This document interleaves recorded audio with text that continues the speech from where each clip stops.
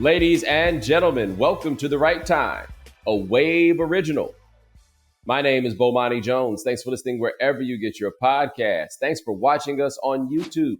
Subscribe, like, rate us, review us, give us 5 stars. You only give us 4 stars. I'm inclined to believe you are a hater. We're going to talk in a little bit about the Pittsburgh Steelers and why they look familiar, and I don't mean that in no good way. But first, I just send a shout out to Cavante Turpin of the Dallas Cowboys.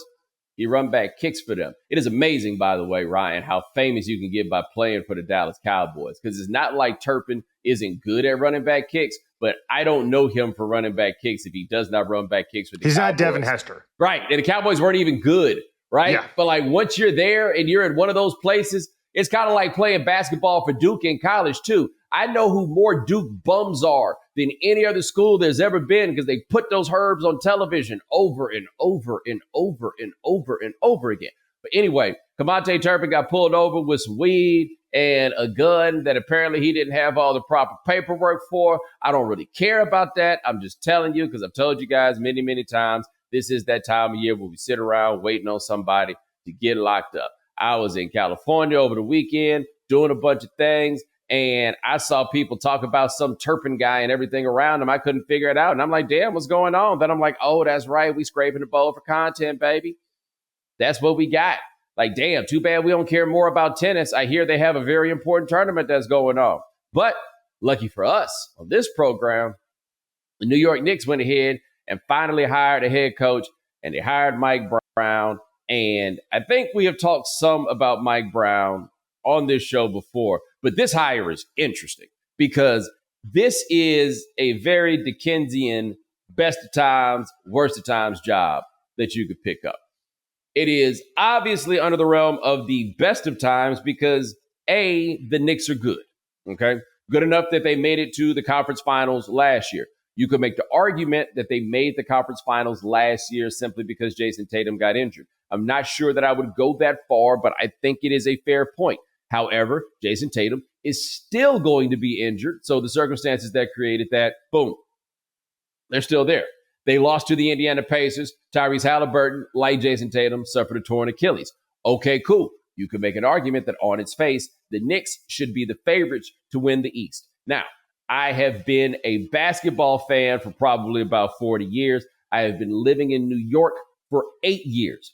I can tell you this next part with utmost certainty, okay? If you can make an argument that the Knicks are the best team in the East, people in New York believe the Knicks are the best team in the world. All they ever need is an argument, a point, something one might be able to say in these times.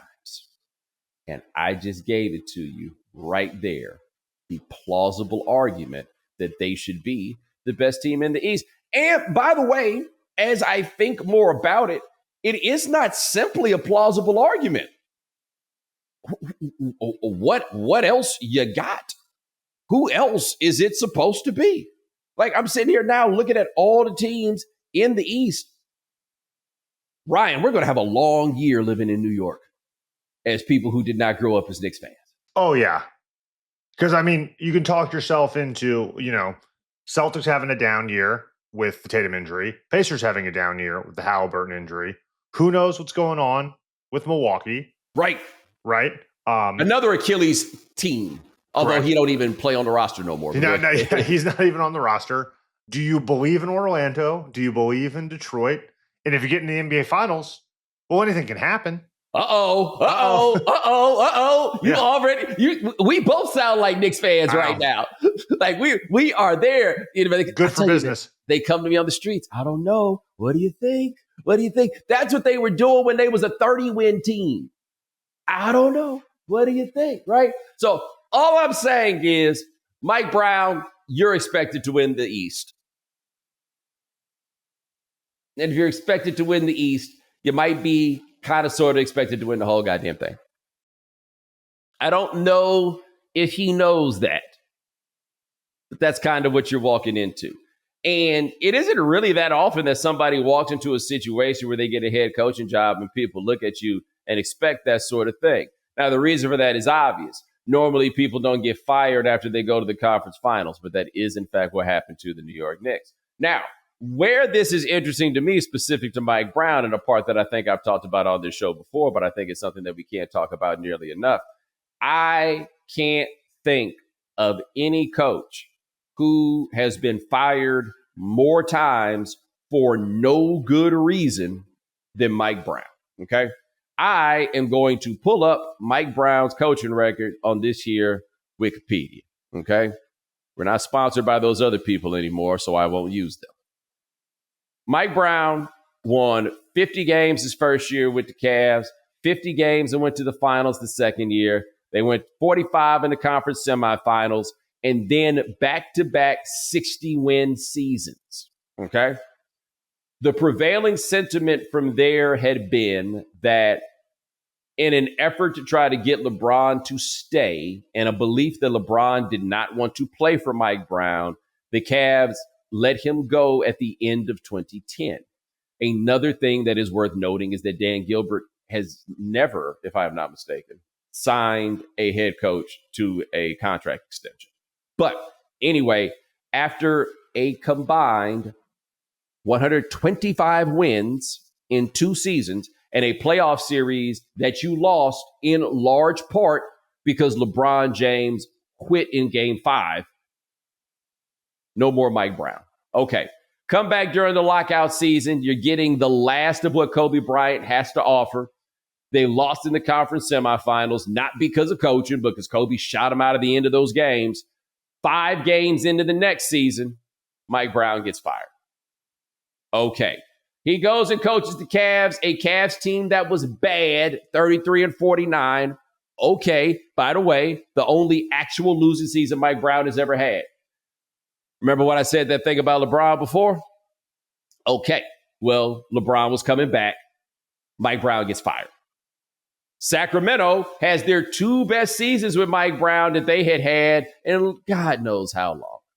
Yes, God does know this. I personally do not. Halfway through year 3, not even halfway through year 3, 13-18. He's got to go have a talk with De'Aaron Fox. We all see it on camera. Then he gets fired. Okay. All I'm saying is, I don't think that you can make an argument at any point that Mike Brown has been fired for performance. He's been fired because he didn't get along with the best player. He's been fired because of the Hail Mary to try to keep a best player. He's been fired because Jerry Buss was dying and they were panicking and trying to win a championship before it was all over. He has never been fired for poor performance. He has been a part of 4 championships as an assistant. He has worked under Greg Popovich. He has worked under Steve Kerr. All of these things, to me, sound incredibly positive. Now you are coming to coach the first Knicks team that I can remember having expectation. What could possibly go wrong? Oh my gosh. Well, hold on, Ryan. Not just expectation, okay? I am assuming that he will still have Rick Brunson as assistant coach. As of now, that is what's being reported. Okay. Whatever they have amongst themselves as a roster, he's still got to deal with. Whatever it is that you have to figure out about Karl Anthony Towns, because I feel like this. Year 1 for Towns went very well on the court. Year 2 is when the scrutiny and everything else starts, right? For everybody that's involved in this team. By the way, the locals were mad enough to fire Tom Thibodeau, right? They were generally on board with that.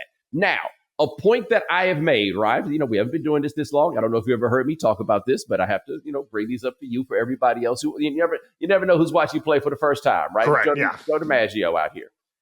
I can make an argument for firing anybody. Right? 30 teams in the NBA, 25 of them. I guarantee you, I could make an argument for firing them if I want to fire them. The reason you get fired is somebody wants to fire you, okay? But this wasn't like they fired Thibodeau and then everybody that watched the Knicks is like, oh, this is insane. No, they thought that team should have been better. I don't know if I thought that team should have been better, but they thought that team should have been better. Okay? It's going to be the same way for Karl. Honestly, At some point, the clock's going to run out on Jalen Brunson. I don't care what kind of discount they getting on him, right? Mikal Bridges, who clearly doesn't want anybody to ever touch him when he puts up a shot, all that's going to start coming down on him. Josh Hart being a power forward, but not really a power forward because look at him. The clock's going to start running on that. This is going to be a team that is under an unreal amount of pressure, right? That's what Mike Brown is walking into. I was talking to somebody at a wedding I went to over the weekend, and we were talking about Carolina basketball, right? And I was talking specifically about the years that they won championships in 05 and 09, and you could even say this about 2017. I was on campus in 05. I was working in media in 09, and it was amazing how the lead up to those teams were fairly joyless. The championships and the wins, you saw the excitement, but the lead ups were joyless. And the reason was very simple. They were supposed to win. It was as clearly championship robust as I have ever seen for any set of teams. And that's a weird feeling, especially with college players, right? Like it's win or bust. You have players that had gone through a lot on the way there, but it was really just like either you win or you don't. That was it. There was no other alternative. That's not fun, right? But it wasn't terribly unreasonable. With the Knicks, I don't even think that that's a totally reasonable way to look at the season. But this is what it's going to be. And that is what Mike Brown is walking into. Now, I have seen the argument where people are like, well, Mike has never coached under the kind of pressure that comes from coaching in New York. I disagree with that. He's coached LeBron James. Again, getting fired after winning 60 games 2 years in a row. That sounds like pressure to me, right? He's coached LeBron James, and he has coached the Lakers. I think he's dealt with the Lakers with Kobe Bryant, Dwight Howard, Pau Gasol, Steve Nash. Yes, it didn't last very long, but still. Right. He did for a couple of weeks, right? He only did that for a couple of weeks. But it was still Kobe and Pau Gasol and succeeding Phil Jackson. Yeah. Right? Like it was still those things. The Heat, all of that has been there. I think by and large that he will be able to manage it, but I also acknowledge the possibility that there's a level to where this can go for that team in terms of what we see that we haven't seen before. Right? All of that is possible. Yo, this is going to be such a wild NBA season because everything I'm saying there about the Knicks, in my mind, I don't think anybody else really right now off the top of my head, except for maybe the Cavs, has a better argument for why they should win the East. I don't have anybody else that's there. Like Ryan, you mentioned the Magic, and I guess they got Desmond Bane. I'm not there yet. Can't get there. Not there. I was still very young. I hate their New Jerseys. Can we talk about that for a second? Have you seen their New Jerseys? Which ones do you hate? I hate the idea of all of them. And the reason I hate it is they're so uncreative. Is everybody out of ideas? Every idea has to be an old idea, right? And so all they did was take old ideas and try to hit them with a little razzle dazzle. Just flip it up. Like, you know what it felt like? Our buns have no seeds. Every jersey looks like the Big Mick. Every jersey they broke out, they're like, oh man, I love it. They all look like something else. If you go look like something else, just be something else. Yeah.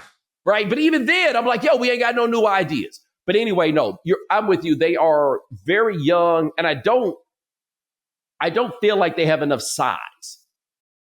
I feel like you don't go from being the worst offense in the NBA to like competing for an NBA championship. And I don't think that's a one season progression. Don't see it. I do not see it.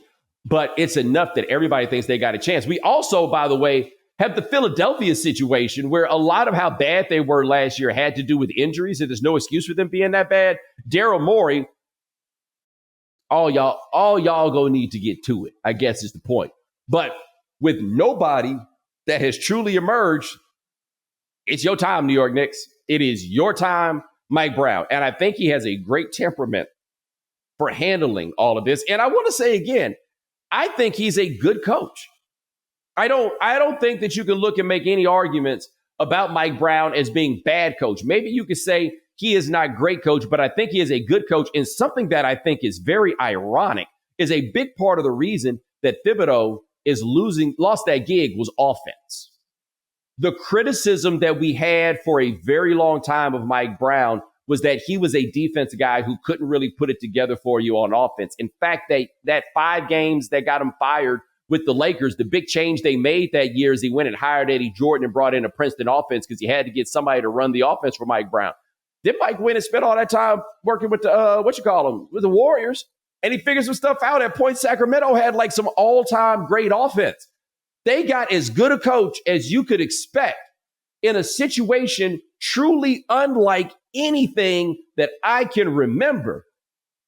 Baby, it's going to be fun living in New York. It'll be a lot more fun if they win a lot of games. It'll be a lot more crazy if they don't.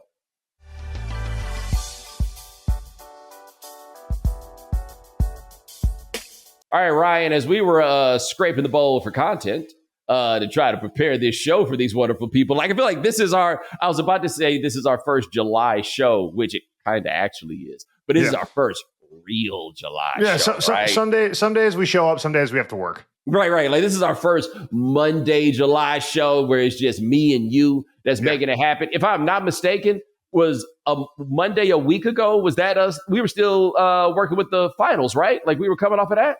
That was 2 weeks ago. I think. Yeah, it's 2 weeks ago. But we had stuff. But last week, but the week before was NBA free agency and all that stuff. And Malik Beasley. Which, by the way, you guys can't get enough of that story. Ryan, I learned and did not know that apparently Cairo Cuts, the barbershop in Milwaukee, is like, shall we say, super cuts. I did not know that either. Like great clips. Yeah, we're learning something new every day. Yeah, that's what. No, okay. It's like great clips, but they got a dude named Lonnie, and a woman named Vero that seem to be like maybe the ones who cut Malik Beasley's hair. They also got a dude named Omar who perhaps can cut Malik Beasley's hair, but does not look like.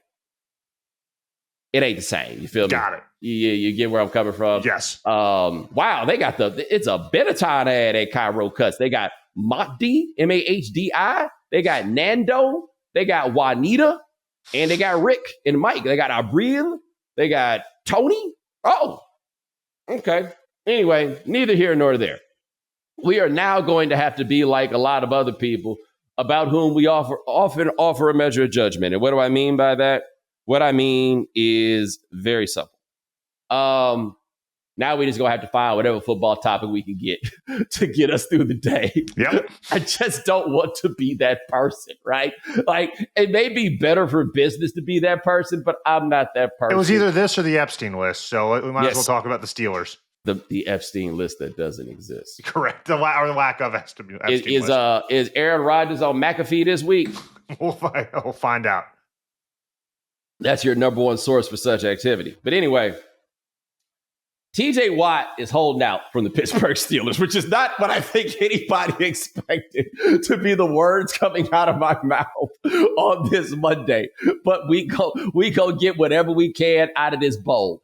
I actually think I have something interesting to discuss when it comes to this.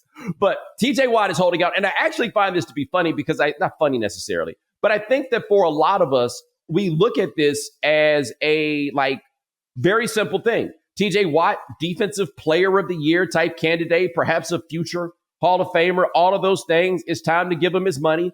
You give him his money, right? Except he's 30? There have been injuries. And this is the time where football discussions typically get to be a little awkward, right? Guys want money for what they did before. Teams are like, brother, that's not how it works. And then we go from there. But I think also the deal he wants is was given by the Browns. Oh, he wants the Myles Garrett deal, and that number is $40 million a year. Okay, so just so we're clear, he wants the deal that was given to somebody better than him. Yes. Okay. Now, hey, Myles Garrett is better than just about all of them. Yeah. Right. So I don't want to say that like it is an indictment of TJ Watt. Correct. However, I don't think TJ Watt agrees with what I just said. right? And now that's why we're in the situation we are now. Right. And so as I understand it from reading it, the difficulties come down to typical football stuff, the length of the deal, the amount of guaranteed money, all of this. And TJ Watt knows that, like, I think I said this about Giannis, where I was like, if I'm keeping it real and if I'm the Bucks, I'm looking at Giannis like, man, you gonna come and you gonna play. Come on now, you a hard worker. You know what I'm saying? They ain't really got no reason to be out here worried about you. No one's gonna be worried about JJ Watt's little brother not showing up to practice. Yeah. What is he gonna do? Work out somewhere else? Right. That's probably how the Steelers are looking at it. Right. Like when Giannis on that one, they're like, brother, you ain't trying to go back to Athens selling hats. You gonna bring your ass in here and gonna be. What are you going to push the sled in your own backyard? Like, come on. You are going to continue exercising that work ethic that got you to where you are today. That is what the Pittsburgh Steelers are saying in their minds, right? And the worst is, I bet on one level, TJ Watt knows that's how they feel, and he resents the fact that that's how they feel. And on the other hand, a little part of him knows that they're right. You know what I'm saying? Like, him and his brother been talking that super white man shit for so long, right? Like, no, I'm going to pick myself up by my bootstraps and get it done. It's all about the hard work, right? And now he's mad at himself. I've been that person. When you're the person that's like, I do this because this is what's right. I'm going to show up and I'm going to do my job because I do my job for me, right? I don't worry about them. I do that. Man, they know when you act like that. They know it, and they don't respect it. They exploit it. And so now you get caught within yourself about, do I lower myself to the standard or the rest of these lazy people? All right. And so I know he going to be at the crib if you don't go to training camp, just mad, just doing push-ups and chopping wood, just being mad. Like he's in Rocky Ford, yes. Running up the hill in the snow. Right. Like just no idea what to do. His wife, so sick of him. His wife being like, okay, ready, set, put, right? And he out here doing swim moves in front of her. And she's like, you better not hit me in the face. I won't hit you in the face again. I promise, right? Like these are all the things that they are going through. It has to be miserable for all parties involved. I have this question about the Pittsburgh Steelers. Actually, before we get to that question, Brian, I want to bring up a conversation that I had at this wedding I went to over the weekend, right? I was talking to my buddy, John Gervais, and I always, me, I like to give credit when somebody else comes up with something. And so I forget we were talking about in the NBA. And I think there's something that cats don't get enough credit for in the NBA, okay? If a dude signs a guaranteed contract for however much money, and doesn't play well after that contract or mails it in after that contract, we attack that person for doing that. Right? Were you guys talking about Bradley Beal? It was not him, I don't think. I think we were talking more hypothetically, but fair question you asked. Yeah. This is what Dalton does when we were there. So Jared was like, yo, man, people got audacity, man. And the reason we say they got audacity is we watch people mail in jobs all the time. In fact, I have worked jobs with people who mailed it in, and people were mad at me for being mad at him for mailing it in, right? Like not only is a certain measure of laziness understood, it is expected as part of the human condition, right? And respected it in a weird way. Right. Like you're maximizing your return, your ROI, your ROA, right? Like it's coming back. We need to actually start giving people more credit for still bringing it after this guaranteed money. Like the NBA is full of guys with guaranteed money who play hard all the time. And I don't think we give them nearly as much respect as they deserve for doing that, because you would never do such a thing. You would get that guaranteed check and bet it in. The only thing that keeps you grinding, the only thing is the landlord. That's it. If you didn't think that one day you could show up and then you got to come home and explain to the old lady why it is that y'all got to go get them great value snacks from the grocery store, right? Ain't no more Whole Foods. No. That's the only reason you show up to work and put in half a goddamn effort. It's the only reason. That's it, right? Everybody that shows up to play after getting guaranteed money, good for you, because deep down inside, that is not very smart. And I say this as somebody who engages in such not smart behavior.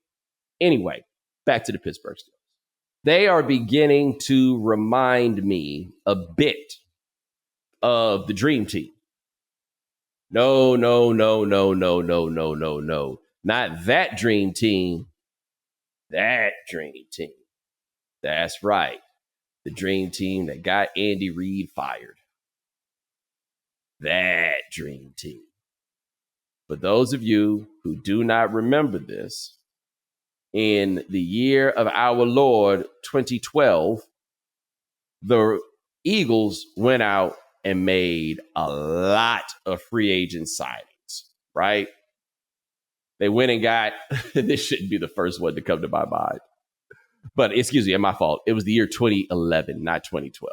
Okay. The first one that comes to my mind is Vince Young, and it was a washed up Vince Young, so I don't feel like calling him the Dream Team guy is really the best way to go about putting that, right? But they went and got they got Nnamdi Asomugha. I remember that. They got him. They got Jason Babin. They got they went aside Ronnie Brown. Wow, I'm looking at the list now. They went aside a bunch of guys that I had forgotten about. But they made all these moves and got these old, fairly washed up dudes. And Vince Young famously, when they signed him, was like, man, I feel like I'm signing up to play for a Dream Team. That Dream Team went 8-8. They went 8-8, and then the year after that, Andy Reid got fired. Now, I want to be clear. That was also the year that Andy Reid got the bright idea to make the offensive line coach the defensive coordinator. So I don't think it's fair to blame. I forgot about that. You forgot about that. Yes. I didn't realize that was like the 10 years before Belichick was doing stuff like that. Yes. Right. And that is also the season that got Howie Roseman essentially demoted. And then they went, is that when they went and got Chip? No, Chip demoted Howie Roseman. Oh, Chip demoted Howie. Chip demoted Howie Roseman. Yeah. So Chip, 2013 was Chip's first year. So 2012, in the middle of that year, I want to say, was Andy Reid got fired during that year, at the end of that year. Yeah. But they made all these moves. Look, this is not a league where getting a bunch of other people's scraps, regardless if it's scraps of sirloin, if it's scraps of filet, this isn't a league where getting other people's scraps is what gets the job done. It's older scraps. Right. And that's what they've done. And that's not to say that they can't ultimately win, because I feel like I can go pick up 11 dudes from in front of the Home Depot and Mike Tomlin will win 9 games with them. Right? Like, I think that that's a fair point that you ultimately make. But moves like they've made, including signing old-ass Aaron Rodgers and everything else, it's all iffy. And it all feels like trading for old Jalen Ramsey, which we didn't really cover last week. That is correct. Like, I can't remember them all. Sneaky old Jalen Ramsey turning 31 this year. At corner. Yeah. Like, this is normally the time where people start asking you about moving a little bit farther off the ball, right? DK Metcalf is not old, but he's somebody else's. Like, I mean, there's a lot going on there. And then you add on to it that TJ Watt is not there as of yet. But again, good, hard working, red-blooded American man like him, he'll be ready, right? But what happens if, like, it feels like the wheels are coming off on this team? Because, Ryan, you and I have talked about this, and the point of comparison that you use that I love is the Steelers have had 3 coaches since when? The moon landing. The literal moon landing. Chuck Noll's first game was after the moon landing. A month and a half after. Yeah, a month or two, yeah. But nonetheless, they've had 3 coaches since then, okay? How bad would this have to, like, spiral and roll and everything else for us to be like, hey, I don't know about this Mike Tomlin thing? It's wild because you mentioned, he 11 dudes out of Home Depot. I mean, he's never had a losing season in, 17 years at this point? 16, right. 17 years. They also have not won a playoff game since 2016, I believe. Yes. And GM just got extended. Mike Tomlin would probably be the first hire for about 10 teams if there was an opening, and about 3 television networks. Yep. But been a long time. kind of like Andy Reid. Yep. Right? It feels very, very, very similar. It feels very similar. I feel like Mike Tomlin doesn't have the glaring weakness that because Andy Reid's issues were so obvious with the clock. Yes. Like, by the way, we don't talk about any of that anymore. No. Go ahead. No, it's just like it was so obvious even before we got so sophisticated with that sort of conversations. It was so obvious, and he looked his stare was so like Mike Tomlin always radiates confidence, and people. He feels like a football coach in a strange way. Yes. But people will him tying himself to old Aaron Rodgers is going to be definitely. I think they're the most interesting team going into the season by far. And this is also in a division I would say is very interesting. I think we'd agree that Baltimore is definitely the best team in that division. Correct. We would agree that Cleveland is definitely the worst team in that division. And Cincinnati's going to score a lot of points. Yeah. Right? That's what we know. The thing for me with Tomlin is this, and where it gets interesting, is that Tomlin, we agree that Tomlin is a great culture guy. Strategy guy. Yeah. Look, all I'm saying is this. Bill Belichick would cook him year after year after year after year after year. He would pull Mike Tomlin's pants down every year. I think Tomlin won the last time they played against each other, but just would flat out cook him every time. That's not how he's getting it done, I guess is the point that I'm making. And maybe that'll be part of what they need, the margins being what they are. I'm not sure. I think if they make the playoffs, we're not having any discussion win a game or not, because they haven't had a quarterback worth discussing in God knows how long either. And I don't know how much of that is his fault. I don't know, exactly what the power dynamics are or whatever. But if you keep winning and you're kind of damned if you do, damned if you don't, you win 9 games, you can never get, the Patrick Mahomes, the Josh Allen, you're never drafting high enough. Yes. To go get the next Big Ben. It is very rare that we look at the Pittsburgh Steelers as something uncertain. That is what we look at them as being this year, right? I, for one, am intrigued.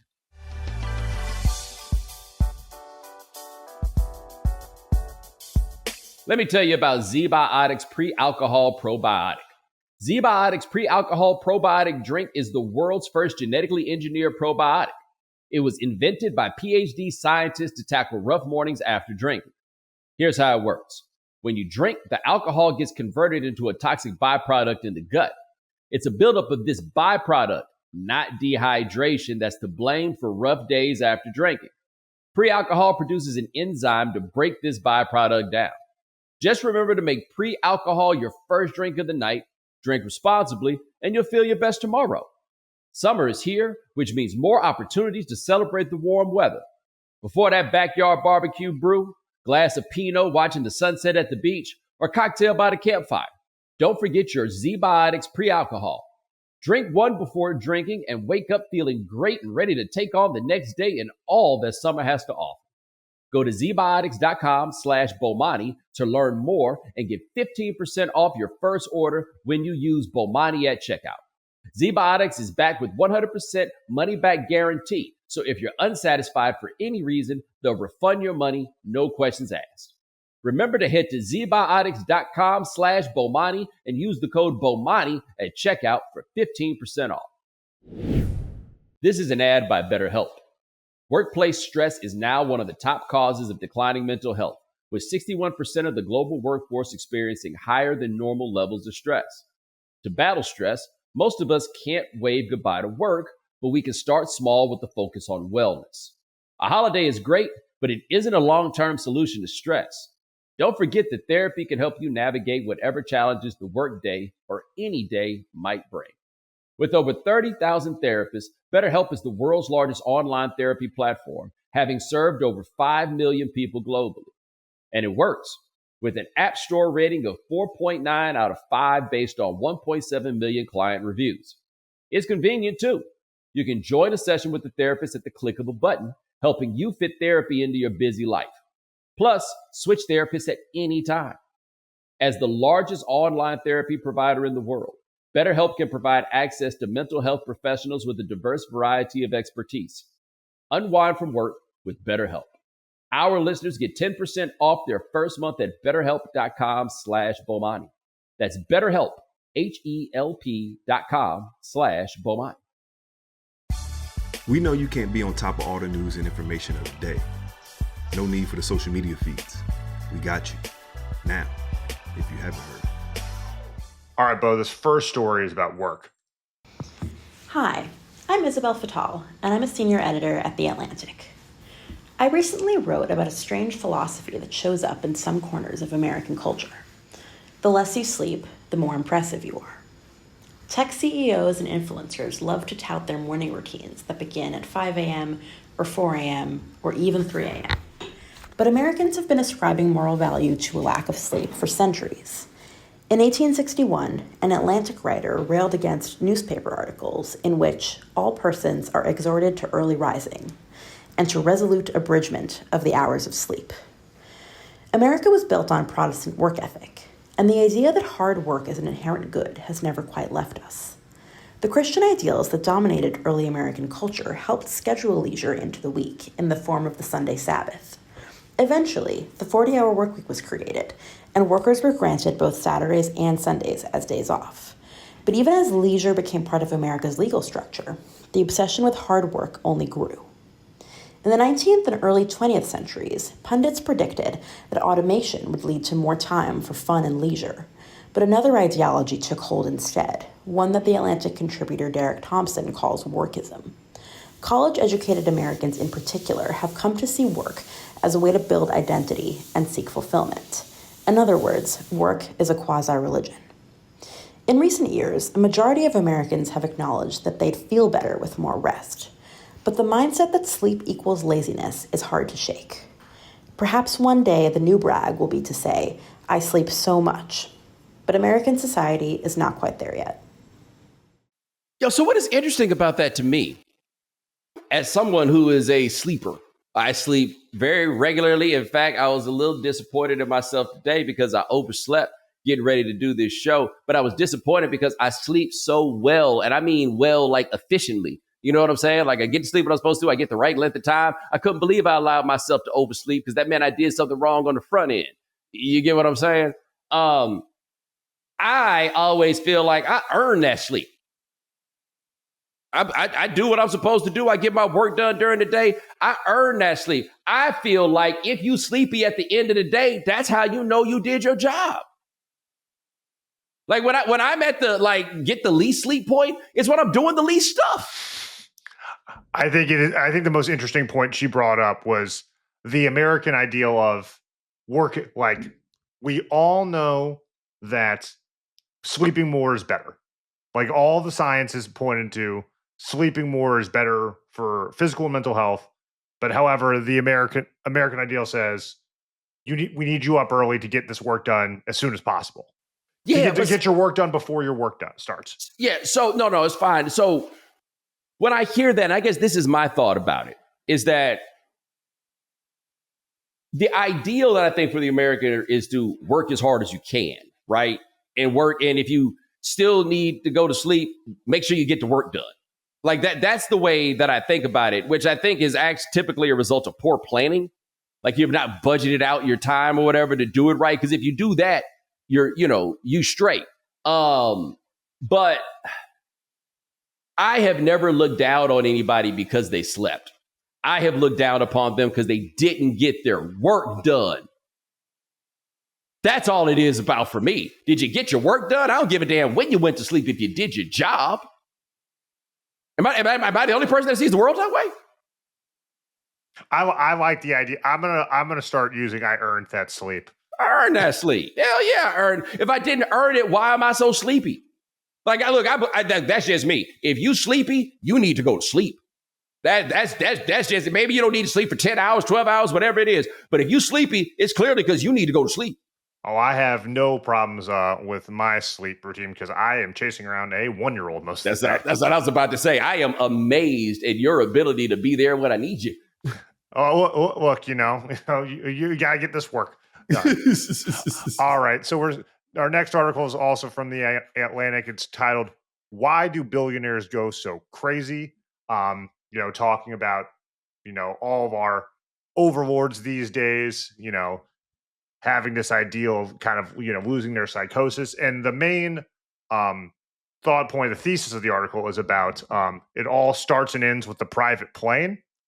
I think you'll appreciate a quote here. These experiences sort of change your life, and you think, there is no one that I wouldn't bribe, betray, sweep with to be freed from the armpit of mass transit. Oh, okay. So it's funny that it was why billionaires go so crazy, because I was talking to a friend of mine who works with a billionaire, and he was talking about something that someone told him around that world, which was the billionaires, they're okay. It's the guys in between 100 million and a billion that are the jerks. I would like to take note of how crazy it is to make a distinction between those people, because my life would be exactly the same if I had either of those. Like if I was anywhere in that continuum, I just don't see how my life would be that much different. But it was like, between 100 mil and a bill. That's where they're a little insecure of themselves, because they don't really have a title. There's a lot of space between millionaire and billionaire, and the title of millionaire doesn't really mean anything. And then it goes from there. It's people showing up with the smallest private plane, and they feel insecure about it. That is correct. So I don't remember. I have not told you this. I don't know if I've talked about this on air, but whatever. I know there are some people who talk about how I tell stories over and over again. That's because we're friends. Yeah. That's what we're going to talk about. That's how it works. But you don't have a spouse, right, or whatever. Like this is how it goes. But when I lived in Miami, I used to live on Collins, right, in the Millionaire Road Drag, and I could look out my window across the Intracoastal Waterway, and there was this house, and it had this beautiful boat in front of it, right, beautiful boat. And I thought about every day what it was like to be the person that owned that house and to get in the window and look out there. And what did you see out that window? Not your beautiful boat, but the dude's boat next door, and his boat is shitting all over your boat. All over. There's always somebody that got more, right? Like you think you made it. It's always somebody who got more. Always. And so that gets people into the trouble. My argument for why billionaires are crazy people is very simple. Nobody ever made $1 billion by being a good person. Like there's nothing sane or rational about trying to make that much money. Like that being your goal, like the idea that you get that much money and don't stop, it's crazy. I'm trying to think of counters. George Lucas, and that's maybe that's it. Maybe, right? But someone who built their art, sold their art. They're the closest ones, right? Yeah. That's the closest that you can get to it. Or the dude that invented Viagra. You know what I'm saying? Yeah. That's about what you got. But otherwise, no, you're probably going to be a little cuckoo for Cocoa Puffs, because wanting to have $1 billion is crazy. And like you said, like getting to $100 million and deciding I need 10x more of this. Job's not finished. Job's not done. All right. This is a bit of a turn. This is our last one. It's an article from the New Yorker about are young people having enough sex? Throughout many years, people were always concerned about young people having too much sex, in the free love 60s and 70s. But now it seems this article discusses the Zoomer sex recession, and some of the articles, some of the reasons for that. One of the main reasons is almost too much exposure to, some of the more lewd things on the internet. And the thought being, there's almost too much available, and that has limited the actual physical act with younger people. And so that's interesting, because like a lot of for younger people, and I'm going to use that term somewhat broadly, right? Not entirely teenagers, but still, there's still a measure of curiosity that like is behind the activity in a lot of ways. And so read this book by Neil Postman, rest in peace, called The Disappearance of Childhood. And the point that he makes in that book is that the notion of childhood is actually very new, and that the idea of childhood, children were just little adults for a very long time. Think about, we used to send them to factories and coal mines, right? So kids were actually not kids. They were just little bitty adults and treated like adults for a very long time. And he says that the idea and the advent of the concept of childhood was a result of widespread literacy. And that once you had widespread literacy, you were able to kind of keep some societal secrets, and that the progression of like becoming an adult and what is now reasonable for adults was about what you were able to comprehend and understand through literacy. So, like, are you talking about like kids figuring out Santa Claus doesn't exist and things like that? For that is a very simple example, but yes, right. So like that is a secret that you keep, and Spoilers. then eventually, sorry to ruin it for everybody. Right, but then eventually you let the kids in on it, and so everything you become aware of things once you are capable of reading about those things and then understanding those things. And his argument was that we lost the ability to keep secrets with television, because television then broadcasts all of these adult activities and ideas. And that's how you get to your mom telling you to close your eyes at certain parts and everything else, right? And so if you take that idea that there are no secrets in the age of television, which wasn't entirely true, but wasn't entirely false. But if you go with that idea, there are no secrets in the era of television because television tells everything, then what in the world does the internet do, right? So if you are then bombarded with sexual imagery, for example, at this very young age, not only is it no longer a secret, when you're a little bit too young to get on board with it, it's a little gross and scary, perhaps. And perhaps that then leads to this place where you get now to where you have these young people who are not having sex. Now, of course, then you add to that the computer and the fact that you have this limited amount of interaction. Yeah, in order to have sex, you have to leave your house and meet up with someone in the real life. The computer still ain't fixed that. They still have not figured that one out.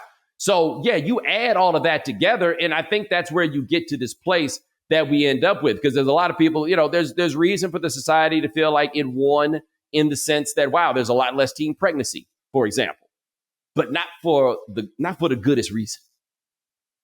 You feel me? It's not because they're being more responsible, because they are doing a better job of educating them. Yeah, they just scared. That's all.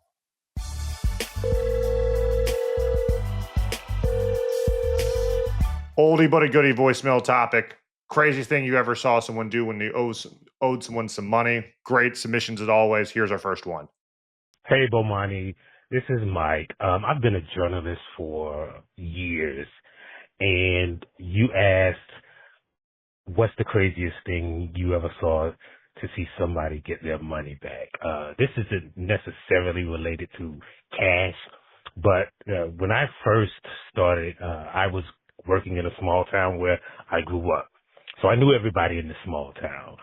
And the pastor of the biggest church was arrested for grand larceny. But the police wouldn't give me any information. But of course, I started digging, and I saw that the only police report in that period of time came from a woman who I'd known all my life. She lived right down the street from me. We used to call her Mother.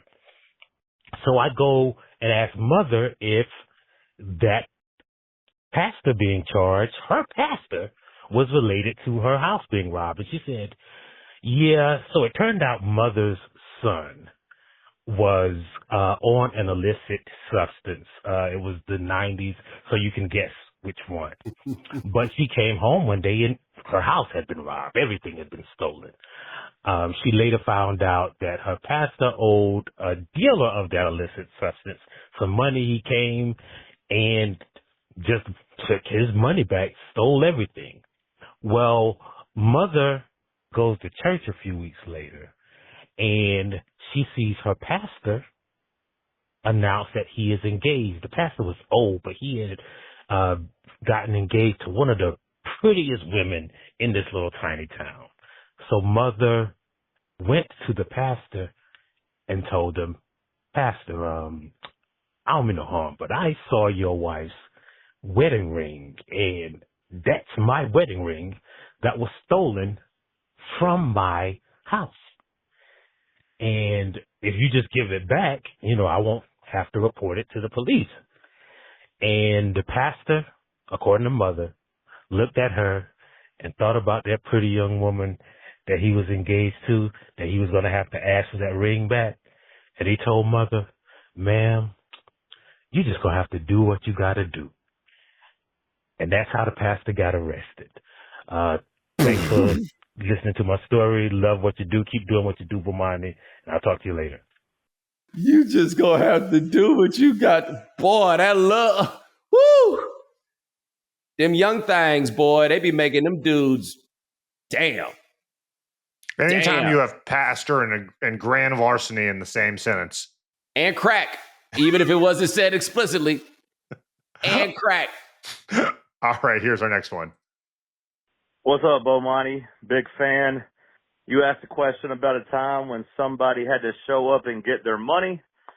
See, my daddy was a cattleman. No, that's right. He didn't like being called a cowboy. He'd always say he was a cattleman. And one time this farmer owed him, $10,000, $15,000, which wasn't really uncommon in that business. Deals would get made, payments would be deferred and whatnot. Well, months went by. It was time to collect. My dad said, hey, we're going to ride down the road and we're going to go get our money. I said, what do you mean? He said, we're going to take our truck, we're going to take our trailer, and we're going to pull in there and we're going to load up enough cows out of this guy's barn until I feel like we've got our money's worth. I said, all right. We pull up to the farm. I'm expecting, maybe a little bit of hostility, maybe some words, maybe some punches, maybe even more than that if you catch my drift. But nope, we pulled up. The guy went back, said hello, nice to see you. My dad told him what he was going to do, and that's exactly what he did. We went, we got us a trailer full of his cows, and we pulled off. And I said, well, I never will forget it. I said, Pops, how did you know it was going to go that way? He said, because right is right and wrong is wrong, and that man knew he was wrong. So we left with a trailer full of cows, and my Pops got his money back. I got a whole bunch of stories like that where things could have went sideways, but they didn't.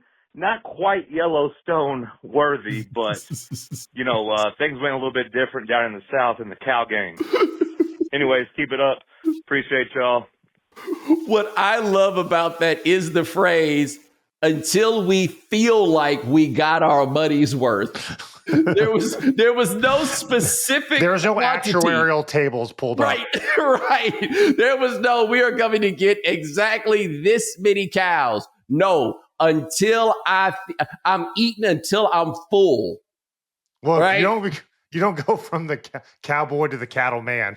No. Without a Yellowstonian idea of justice. Look, and I will just say this point again. Part of what I loved about that story, and for people who don't know and don't understand about the way this show works, I hear these stories the first time everybody else does. We do this on purpose, right? So we'll get the natural reaction. I love these stories where there are activities and things that people stereotypically associate with Black people. No, sir. No, sir. This everybody when it's time to get that money. Everybody when it's time to get that money. All right, here's our last one. So my name is Trey. I'm from South Florida, and I was calling about that time that somebody owed me money. When I was in college, I played football. I was living with 3 of my roommates. So whenever we got the refund checks back, we'd all pay our rent at the beginning of the year. So at the beginning of the year, we paid our rent. And, halfway through the year, we started getting these messages from the landlord. And so we realized that one of our boys from New York just hadn't been paying his rent. So one day we sitting there drinking, and my man bought he had his girl over, and he hadn't done brought her a drink. So I'm trying not to swear, but so I grabbed him, and I hang him over the balcony. And the next day, he sold his car. But yeah, that's my story about that time that somebody owed me money. I feel like I'd like to know more. Look, he sold his car, so he wasn't dropped. He went straight to the point on that story. Like, I wasn't expecting us to get straight to, anyway, I wish Suge Knight on him. And he sold his, I do whatever you need. Like my man, I need a picture of the man who called. I want to know the car he sold. Yeah. Like, how much money we talking? Yeah. And what? He said a year's rent. Like they pay the rent for the year. So Okay, that doesn't sound like enough.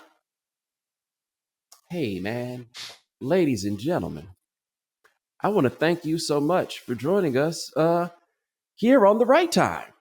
We do this here 3 times a week. That's Ryan Brumley. He handles things behind the scenes. Thank you, sir. Also, thanks to our If You Haven't Heard contributor, thanks to Isabel Fattal of The Atlantic. Check out her story on sleeping becoming less, how sleeping less became an American value at theatlantic.com.